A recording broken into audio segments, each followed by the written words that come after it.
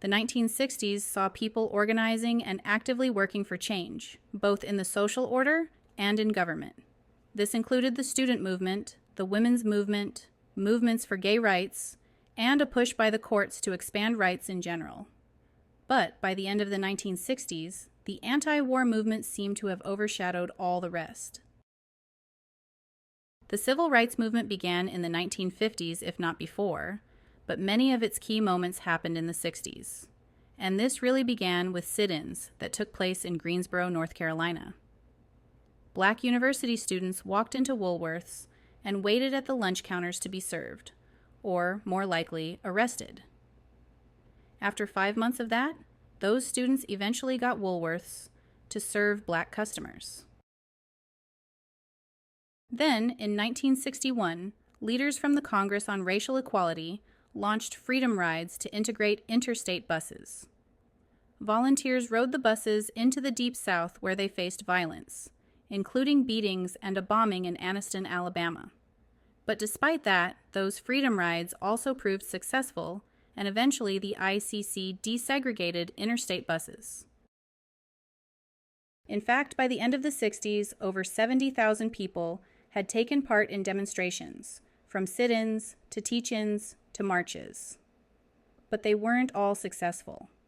Martin Luther King's year-long protests in Albany, Georgia, didn't end discrimination in the city. And it took JFK ordering federal troops to escort James Meredith to class for him to attend the University of Mississippi.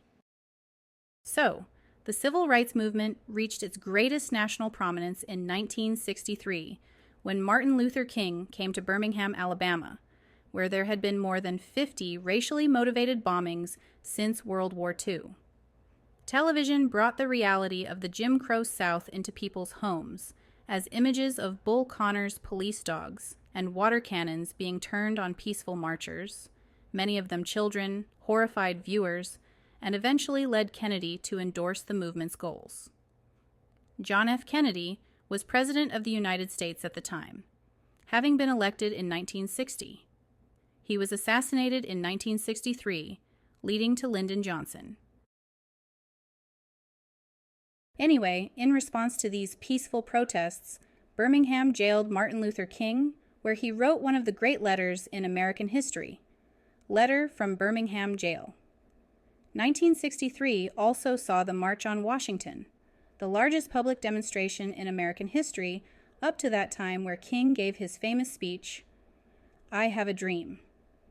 King and the other organizers called for a civil rights bill and help for the poor, demanding public works, a higher minimum wage, and an end to discrimination in employment, which eventually, in one of the great bright spots in American history, did sort of happen with the Civil Rights Act. So, one reason American history teachers focus on the civil rights movement so much is that it successfully brought actual legislative change. After being elected president, John F. Kennedy was initially cool to civil rights. But to be fair, the Cold War occupied a lot of his time, what with the Cuban Missile Crisis and the Bay of Pigs and whatnot. But the demonstrations of 1963 pushed John F. Kennedy to support civil rights more actively. According to the historian Eric Foner, Kennedy realized that the United States simply could not declare itself the champion of freedom throughout the world while maintaining a system of racial inequality at home. So that June he appeared on TV and called on Congress to pass a law that would ban discrimination in all public accommodations. And then he was assassinated. So then Lyndon Johnson became president, and he pushed Congress to pass the Civil Rights Act of 1964. The law prohibited discrimination in employment, schools, hospitals, and privately owned public places like restaurants and hotels and theaters, and it also banned discrimination on the basis of sex. The Civil Rights Act was a major moment in American legislative history, but it hardly made the United States a haven of equality. So, civil rights leaders continued to push for the enfranchisement of African Americans. After Freedom Summer workers registered people in Mississippi to vote, King launched a march for voting rights in Selma, Alabama, in January 1965, and television swayed public opinion in favor of the demonstrators. So, in 1965, Congress passed the Voting Rights Act, which gave the federal government the power to oversee voting in places where discrimination was practiced. In 1965, Congress also passed the Hart-Celler Act, which got rid of national origin quotas and allowed Asian immigrants to immigrate to the United States. Unfortunately, the law also introduced quotas on immigrants from the Western Hemisphere. Lyndon Johnson's domestic initiatives from 1965 through 1967 are known as the Great Society, and it's possible that if he hadn't been responsible for America escalating the war in Vietnam, he might have been remembered as one of America's greatest presidents. Because the Great Society expanded a lot of the promises of the New Deal, especially in the creation of health insurance programs, like Medicare for the elderly and Medicaid for the poor. He also went to war on poverty. Johnson treated poverty as a social problem rather than an economic one. So instead of focusing on jobs or guaranteed income, his initiatives stressed things like training. That unfortunately failed to take into account shifts in the economy away from high-wage union manufacturing jobs toward more lower-wage service jobs.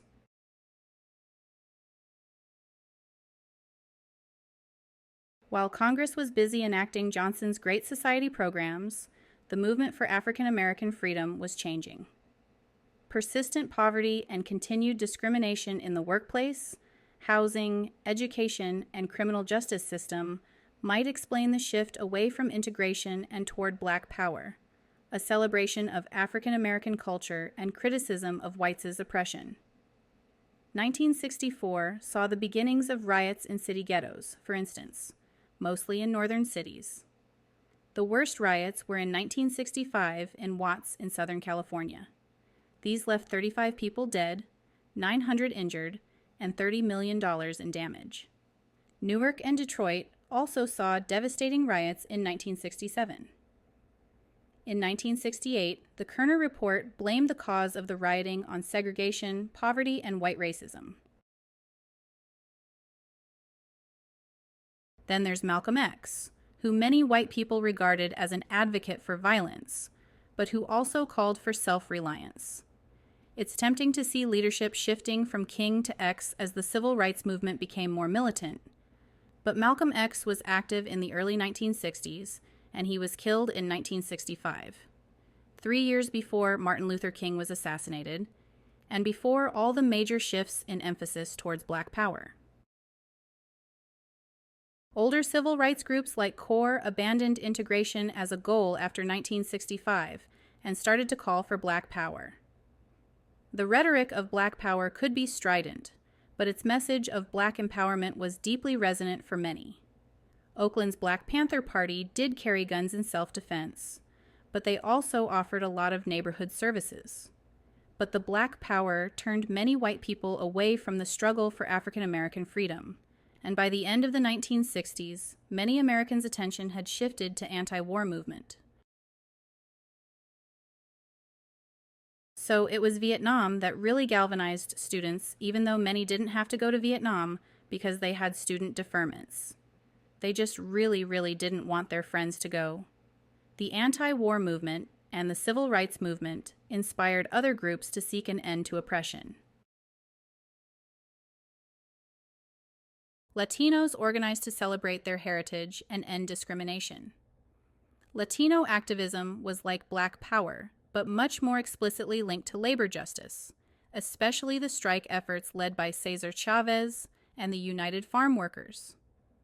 The American Indian movement, founded in 1968, took over Alcatraz to symbolize the land that had been taken from Native Americans, and they won greater tribal control over education, economic development, and they also filed suits for restitution. And in June of 1969, after police raided a gay bar called the Stonewall Inn, members of the gay community began a series of demonstrations in New York City, which touched off the modern gay liberation movement. The environmental movement gained huge bipartisan support, and it resulted in important legislation during the Nixon era, including the Clean Air and Water Acts and the Endangered Species Act. But perhaps the most significant freedom movement in terms of number of people involved and long-lasting effects was the American feminist movement. This is usually said to have begun with the publication of Betty Friedan's book, The Feminine Mystique, which set out to describe the problem that has no name. Turns out the name is misogyny. Friedan described a constricting social and economic system that affected mostly middle-class women, but it resonated with the educated classes and led to the foundation of the National Organization of Women in 1966. Participation in student and civil rights movements led many women to identify themselves as members of a group that was systematically discriminated against. And by systemic, I mean that in 1963, 5.8% of doctors were women and 3.7% of lawyers were women, and fewer than 10% of doctoral degrees went to women. They are more than half of the population. While Congress responded with the Equal Pay Act in 1963, younger women sought greater power and autonomy in addition to legislation. Crucially, 60s-era feminists opened America to the idea that the personal is political, especially when it came to equal pay, childcare, and abortion. The branch of government that provided most support to the expansion of personal freedom in the 1960s was the most conservative one, the Supreme Court. The Warren Court handed down so many decisions expanding civil rights that the era has sometimes been called a rights revolution. The Warren Court expanded the protections of free speech and assembly under the First Amendment and freedom of the press in the New York Times, versus Sullivan decision. It struck down a law banning interracial marriage in the most appropriately named case ever, Loving versus Virginia. Supreme Court decisions greatly expanded the protections of people accused of crimes. Gideon versus Wainwright secured the right to attorney, Mapp versus. Ohio established the exclusionary rule under the Fourth Amendment, and Miranda versus Arizona established the right to remain silent.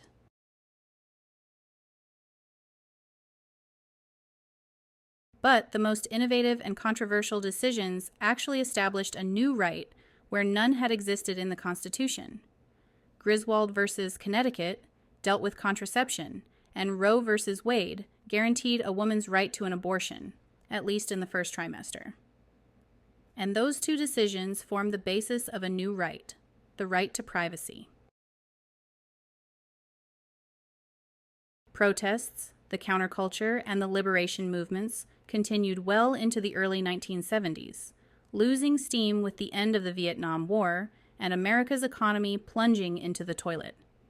For many, though, the year 1968 sums up the decade.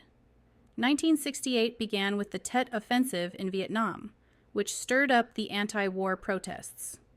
Then racial violence erupted after the assassination of Martin Luther King Jr.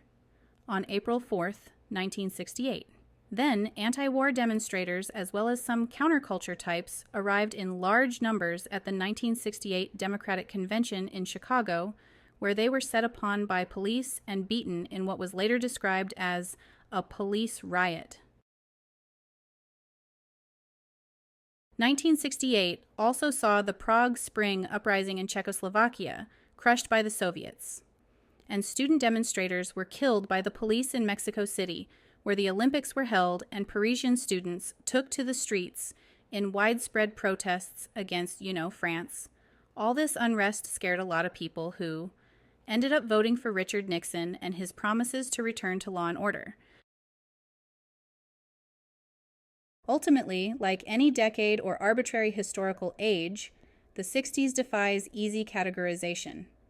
Yes, there were hippies and liberation movements, but there were also reactions to those movements. On this one, I'm just going to leave it up to Eric Foner to summarize the decade's legacy. The 1960s made possible the entrance of numerous members of racial minorities into the mainstream of American life, while leaving unsolved the problem of urban poverty. It set in motion a transformation of the status of women.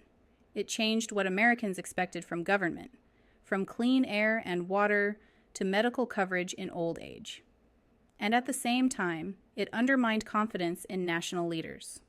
Relations between young and old, men and women, and white and non-white, along with every institution in society, changed as a result. But there's one last thing to emphasize. All of this wasn't really the result of a radical revolution. It was the result of a process that had been going on for decades. I mean, arguably a process that had been going on for hundreds of years. Thanks for listening.